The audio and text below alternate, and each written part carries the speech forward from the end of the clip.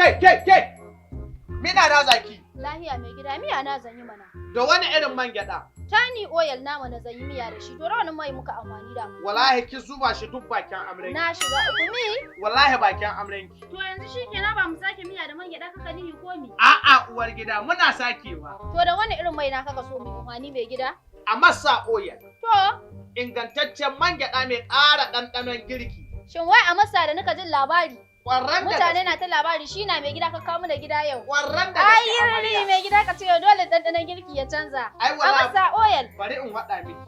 Ba nan gida Najeriya ba. Duk da ƙasashen waje mafi kusa. Masha Dan Allah. babu irin man gyada irin na Amassa.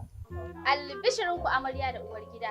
Muna mai farin cikin sanar da ku sabon mamu mai suna a masa oil domin ƙara ingancin abinci tare da lafiyar jiki.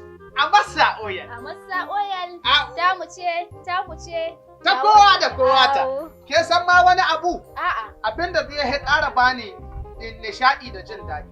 Su a masa oil ba nesa suke ba. Suna nan birnin Kebbi. Kan kwana an bursa hanyar shiga Gulumbe. au na san wurin kai wallahi na san wurin. Daga A'a, ke mai gida. taho nan kina ganin sambol na Amassa.